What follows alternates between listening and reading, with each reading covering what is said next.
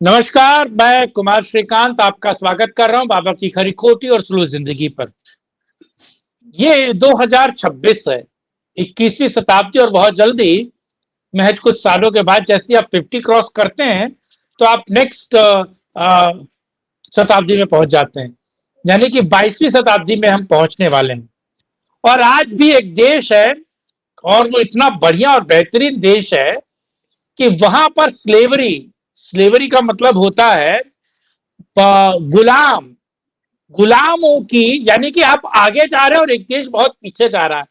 जहां पर आप गुलाम रख सकते हैं, गुलामों की खरीद फरोख्त कर सकते हैं, गुलामों की वंशावती यानी कि गुलामों की वंश को और गुलाम बना सकते हैं, गुलामों को गुलाम बनाए रख सकते हैं और गुलामों को गुलामों की तरह इस्तेमाल कर सकते हैं। यानी कि उनका शारीरिक, मानसिक, आर्थिक और बहुत तरीके से कहा जाए तो उन गुलामों का जो पहले अरब कल्ट और उस समय होता था, यानी कि उनका उपभोग, और खास तौर से जो महिला गुलाम होती थी, जो वुमेन स्लेवरी है, उसमें उनको दासियों की तरह रखना और मल्टीपल उनका उपयोग करना। और साथ ही साथ ये कहाँ हुआ है?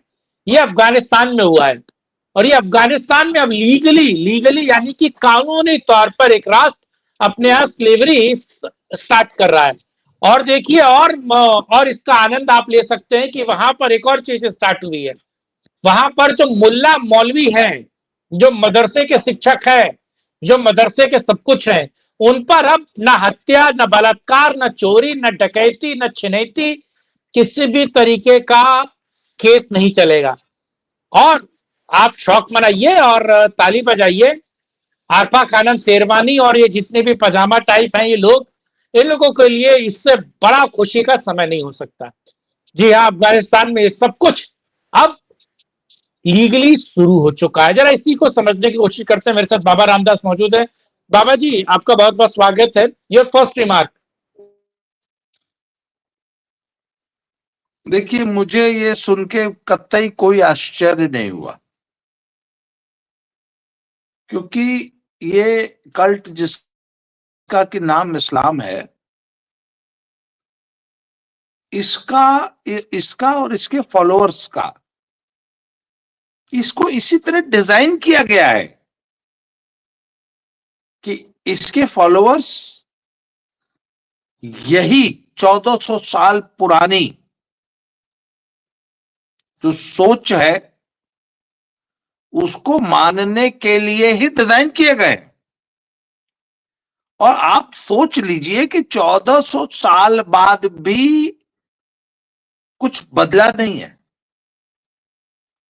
अगर आज आप उन तालिबान से पूछेंगे ना कि साहब ये क्या है, तो बोले साहब ये हम we are following the purest form of Islam, हम कुछ भी गलत नहीं कर रहे हैं।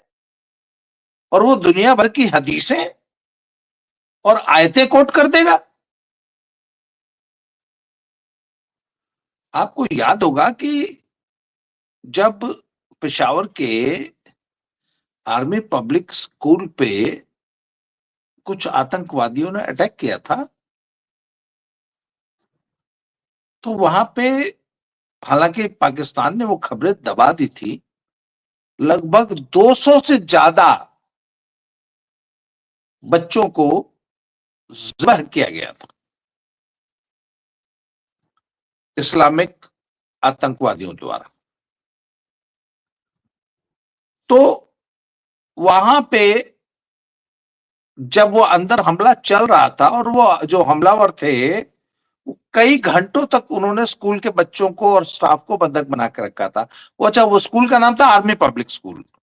आर्मी कैंटोनमेंट के अंदर फौजियों के बच्चे पढ़ते थे।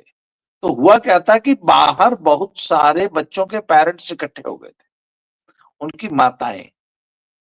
तो उसमें से एक औरत रो रो के चिल्ला चिल्ला के ये कह रही थी कि अरे मारने वाले भी मुसलमान हैं, हमारे बच्चों को क्यों मार दिया, हम भी तो मुसलमान हैं, अरे मारने ही थे तो किसी हिंदू के बच्चा मार देते। एक माँ जिसके बच्चे को सामने उसी बिल्डिंग के अंदर कत्ल कर दिया गया है, वहां भी वो ये कामना कर रही है कि अगर मारना था तो किसी हिंदू के बच्चे को मार देते, मेरे बच्चे को क्यों मार दिया। कहते अब ये घटना जब हो गई तो इस घटना की बड़ी निंदा लानत मलानत हुई कि ये एंटी इस्लामिक कृत्य है, एंटी इस्लामिक कृत्य है, इस्लाम इसकी इजाजत नहीं देता। तो इसी तालिबान के इन्हीं आतंकवादियों के एक सरगना ने बाकायदा हदीस कोट की। उसने कहा कि बनु कुरैजा, इन द बैटल ऑफ बनु कुरैजा, हुजूर सल्लल्लाहु वसल्लम, पीस बी अपॉन हिम, ने ये व्यवस्था दी है कि दुश्मन के उस बच्चे को जिसके की प्यूबिक हेयर आ चुके हैं उसको मारा जा सकता है जंग में। तो चूंकि ये पाकिस्तान आर्मी है और हमारी दुश्मन है और हमारे ऊपर अटैक करती है, इसलिए दुश्मन का बच्चा मारने वाजिबुल कत्ल है। और तब जबकि उसके प्यूबिक हेयर आ चुके हों, और हमने हर एक बच्चे के प्यूबिक हेयर चेक कर करके ही मारा है। जी हाँ, उसमें 200 से ज्यादा बच्चे मारे गए थे और सबके प्यूबिक हेयर चेक करके मारा था और इस्लामिक पद्धति से मारा था। तो कहते ये तो प्रॉफिट का आदेश है भैया कि दुश्मन के उस बच्चे को मारा जा सकता है युद्ध भूमि में जिसके की प्यूबिक हेयर आ चुके हैं। 1400 साल पहले दी गई व्यवस्था को जो लोग आज तक फॉलो कर रहे हैं, जो लोग आज भी ये मानते हैं कि 140 फीट की हूर होती है और उस हूर के लिए पेट पे बम बांध के फट जाओ, तो फिर सर वो स्लेवरी क्यों नहीं फॉलो करेंगे? या अपने समाज को 4 भागों में विभक्त करके मुल्ला मौलवी को सभी पापों से, सभी कानून से मुक्त कर देंगे कि उनके ऊपर किसी किस्म का कोई मुकदमा नहीं चलाया जा सकता। पर वही अपराध जो समाज के अन्य 3 हिस्से हैं उसमें भी अशराफिया के को सिर्फ चेतावनी देकर छोड़ दिया जाएगा। मिडिल क्लास को जो है सख्त सजा दी जाएगी, जेल में बंद कर दिया जाएगा, परंतु जो गरीब गुरबा है उसको तो संसार कर देंगे और चौराहे पे गोली मार देंगे। अभी वहां पे एक 13 साल के बच्चे को सजाए मौत दी गई है क्योंकि उस पे आरोप था कि उसने अपने परिवार के पता नहीं कितने लोगों को गोली मार दी थी। तो जब उसको सजाए मौत चौराहे पर दी गई, सुप्रीम कोर्ट ने दी, 13 साल का बच्चा था, तो 70-80 हजार लोग उसका तमाशा देख रहे थे। ये लेटेस्ट घटना बता रहा हूं आपको मैं, इसी तालिबान की, अफगानिस्तान की। तो साहब बात यह है कि जो कुछ भी हो रहा है सुन्नत है, हदीसों में ये सब करने के, और सर सुन्नत का मतलब होता है। हाँ, मैं इसमें बड़ा एक टेक्निकली सवाल पूछना चाहता हूँ। सुन्नत तो ठीक है, टेक्निकली सवाल पूछ रहा हूं मैं कि अफगानिस्तान में जो है वो हिंदू बचे नहीं, अफगानिस्तान में सिख है नहीं, अफगानिस्तान में क्रिश्चियन छोड़कर भाग चुके हैं, अमेरिका वाले छोड़कर भाग चुके हैं, जैनी और यहूदी वहां पर है नहीं। तो ये स्लेव किसको बनाएंगे गुरु? क्योंकि ये तो देवबंदी है ना, देवबंद से निकल के गया ये। तालिबानी जो है ये अपना स्लेव किससे बनाएंगे, गुलाम किससे बनाएंगे, किसका मजा लेंगे, गिल में किसको बनाएंगे और हूरों की जगह किसको हूर नशी करेंगे? जी सर उसका सिंपल सा एक सीधा सा सिद्धांत है कि हुजूर ने ही ये जो है व्यवस्था बनाई थी कि लूट के माल में आधा हमारा आधा तुम्हारा, औरतें सब तुम्हारी। तो यजीदी लड़कियां जो लूट के लाते हैं सीरिया, यमन और इन देशों में, उन यजीदी लड़कियों की आज भी बोली लगती है ना, मंडियां लगती है ना, वो वहां पे बेची जाती है ना। तो अन्य देशों में जहां पे आप ये अपनी 1400 साल पुरानी व्यवस्था चला रहे हैं, वहां से उन लोगों को पकड़ पकड़ के लाएंगे और गुलाम बनाएंगे। पाकिस्तान से पकड़ के लाएंगे,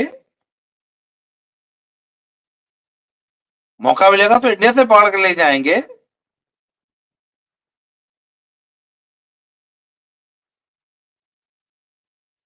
तो गुलामों की कमी नहीं है ना।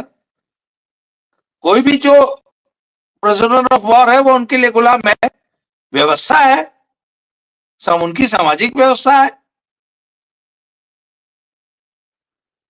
तो प्रिजनर्स ऑफ वॉर को गुलाम बना के रखेंगे, उनकी मंडियां लगाएंगे।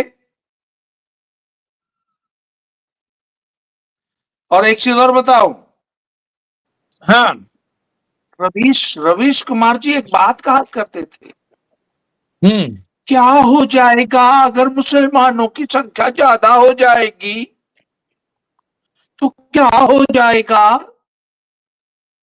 तो रवीश कुमार जी को संदेश भेज दीजिए कि ये हो जाएगा जो अफगानिस्तान में हो रहा है।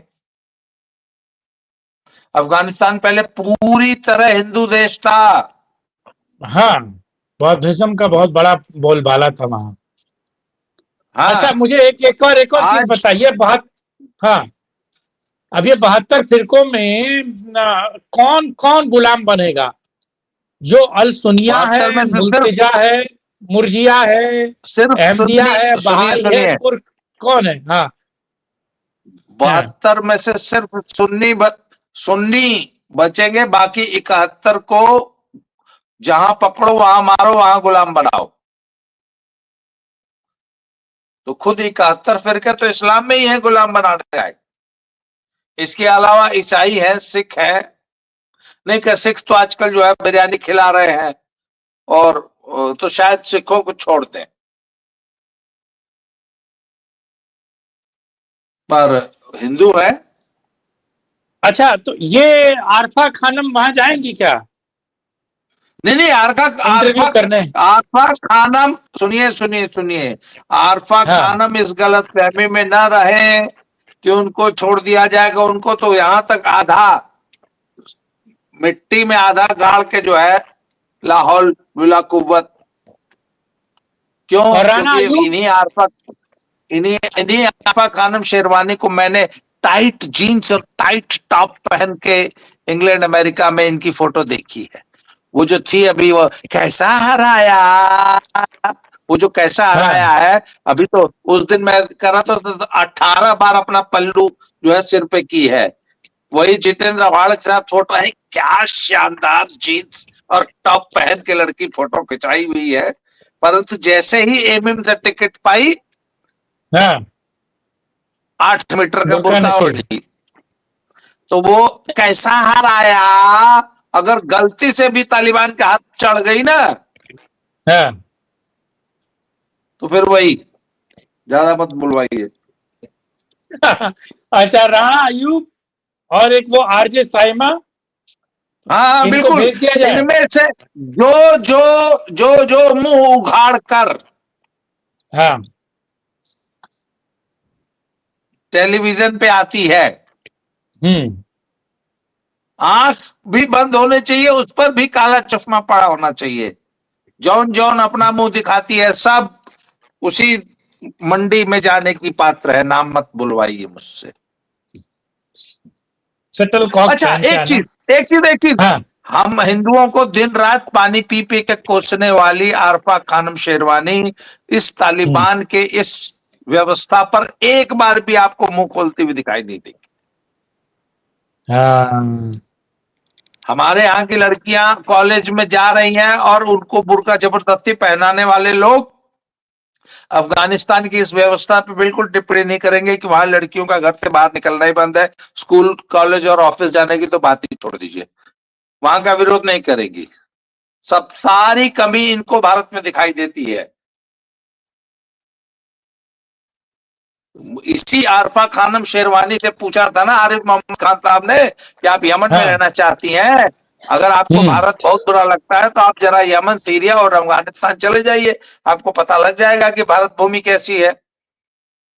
भारत में आपको कितनी आजादी है, सब कुछ करने की आजादी है, पढ़ने लिखने, करियर बनाने की, जिंदगी में आगे बढ़ने की है, एंटरप्रेन्योर बनने की, इंडस्ट्रियलिस्ट बनने की, लाइफ में आगे बढ़ने की, लाइफ में कामयाब होने की, सबसे कंधे से कंधा मिला के चलने की आजादी है, हर काम करने की आजादी है। भारत में मुसलमान शीर्ष पद पे बैठा है, भारत का मुसलमान दिन रात तरक्की कर रहा है, भारत का मुसलमान दिन रात संपन्न हो रहा है, भारत के मुसलमान का दिन रात लिविंग स्टैंडर्ड बढ़ रहा है, शिक्षा बढ़ रही है, बिजनेस में उनकी भागीदारी बढ़ रही है। लेकिन इस बीच एक और खबर आ रही है, अभी सोशल मीडिया पर मैं देख रहा था कि इस खबर को सुनने के बाद उद्धव जनाब ठाकरे अफगानिस्तान से भी चुनाव लड़ने की कोशिश करेंगे, वहां से भी 2-4 कैंडिडेट खड़ा करेंगे आने वाले चुनाव में। क्या आपको लगता है वहां पर इनकी दाल गलेगी उद्धव भाई ठाकरे की? नहीं, उद्धव भाई ठाकरे और इनके पूरे गिरोह कांग्रेस हाँ, समेत हाँ, इनके लिए खतरे की घंटी मियां असदुद्दीन ओवैसी ने हाँ, बजा दी है। हम्म, और वो जो कैसा हराया वाला जो एपिसोड हुआ है ना, उससे इनको हाँ, अकल आ जानी चाहिए कि ये जिनको इन्होंने 25-25 साल तक पाला, वो मौका मिलते हाँ। ही कैसे पलट गए और कैसे उन्होंने डस लिया और सार्वजनिक मंचों से पूछ रहे हैं कैसा हराया। नहीं, नहीं, नहीं, यही तो समस्या है। हमारे यहाँ कहावत है कि 100 जूता खाए तमाशा घुस के देखे। तो मुझे नहीं लगता है कि ये उद्धव, कांग्रेस और तमाम लोग तुष्टीकरण वाली पॉलिटिक्स से बाज आने नहीं वाले नहीं हैं। नहीं, और हाँ, पर श्रीकांत जी इस गलतफहमी में मत रहिए, इस गलतफहमी में बिल्कुल मत रहिए। अखिलेश यादव की रात की नींदें उड़ी हुई हैं महाराष्ट्र का रिजल्ट देख के, क्योंकि इन चुनाव में एमएम ने जैसे परफॉर्म किया है, ये जो इतनी बौखलाहट दिखाई दे रही है ना, और ये जो अभी मुक्तेश्वरानंद के कंधे पर रख के जो बंदूकें चली हैं माघ मेले में, और ये जो हिंदू ब्राह्मण और ठाकुर राजनीति चल रही है उत्तर प्रदेश में, और ये जो अखिलेश की जो बौखलाहट दिखाई दे रही है, इसका मूल कारण है कि महाराष्ट्र में और बंगाल में, सॉरी महाराष्ट्र में और उससे पहले बिहार के चुनाव में एएमएम ने जैसे परफॉर्म किया है और मुसलमानों ने जिस तरीके से टैक्टिकल वोटिंग करके एएमएम को सीटें दी हैं ओवैसी की पार्टी को, इससे कांग्रेस और अखिलेश यादव की रात की नींद उड़ गई है। उनको समझ में आ गया है कि मुसलमानों को हम्म, आप हम्म, टेकन फॉर हम्म। ग्रांटेड नहीं ले सकते। मुसलमान का कोई भरोसा नहीं है, कब पलट जाएगा। तो मुझे लगता है कि उनको सही हिसाब और कहा जाए कि सबाब का काम है और सबाब का काम हो रहा है। मैं बस दर्शकों से जी, अनुरोध करना चाहूंगा कि मैं जो व्यक्ति अफगानिस्तान में जाकर बसना नहीं, चाहेगा जरा एक मिनट उसका। एक मिनट एक हाँ, मिनट जरा आज की बातचीत को आगे बढ़ाने से पहले मैं दर्शकों को एक बहुत जरूरी सूचना दे दूं। 15 फरवरी दिन रविवार को हमारा एक सोशल मीडिया समिट, एक मीटिंग जिसका नाम हमने रखा है वज्र घोष। यह एक सोशल मीडिया संवाद है जो कि संडे 15 फरवरी इंदिरापुरम पब्लिक स्कूल, इंदिरापुरम, नोएडा, गाजियाबाद में है। वहां संडे को आप सभी आमंत्रित है। सोशल मीडिया के 2 दर्जन प्रखर वक्ता, जिनमें भाव तोरसेकर जी, संजय दीक्षित जी, अनुपम मिश्रा जी, ओमकार चौधरी जी, धीरेन्द्र पुंडीर भाई साहब, पुष्कर अवस्थी जी, अवनीश पीएन शर्मा, संदीप आर के सिंह जी, वैभव सिंह डू पॉलिटिक्स वाले, कर्नल RS सिंह जो मेरे साथ बैठे हैं, भाई श्रीकांत जी, और ऐसे 2 दर्जन मूर्धन्य स्पीकर पधार रहे हैं। आप सभी संडे 15 फरवरी को आमंत्रित है। ज्यादा डिटेल आपको डिस्क्रिप्शन बॉक्स में मिल जाएगी। आइए और इस राष्ट्रवादियों के इस कुंभ में, महाकुंभ तो मैं भी नहीं कहूंगा, ये तो राष्ट्रवादियों का माघ मेला मान लीजिए। महाकुंभ तो हमारे संजय दीक्षित जी जयपुर डायरेक्ट पे आयोजित करते हैं, तो छोटा मोटा प्रयास हमने भी किया है। आप सभी से निवेदन है कि आप लोग अवश्य पधारें। अब श्रीकांत जी, आज की चर्चा को आप कंक्लूड कर दीजिए। मैं तो बस यही कहने जा रहा था दर्शकों की, दर्शक मुझे लगता है कि अगर हमें कंट्रीब्यूट करेंगे तो जो लोग अफगानिस्तान जाना चाहते हैं तालिबानी शासन में रहने के लिए, उनका हम फ्लाइट टिकट करवा सकते हैं और हम लोग फ्लाइट टिकट करवा देंगे, और जिसको भी अफगानिस्तान जाना है वो हमसे कांटेक्ट करें। बहरहाल इस वीडियो को लाइक, शेयर, चैनल को सब्सक्राइब करें, कमेंट बॉक्स में अपनी राय रखना बिल्कुल ना भूलिए, और 15 फरवरी 2026 अपने दिमाग में रखिए, क्योंकि इस दिन माघ मेला ही सही, लेकिन हिंदुओं की जुटान, सनातन की जुटान आपको गाजियाबाद में दिखाई देगी। इंदिरापुरम पब्लिक स्कूल में, हाँ, इंदिरापुरम पब्लिक स्कूल में आपको दिखाई देगी। आप लोग भी सादर आमंत्रित है। तब तक के लिए जय हिंद, जय भारत, वंदे मातरम, नमस्कार, जय श्री राम। जय श्री राम।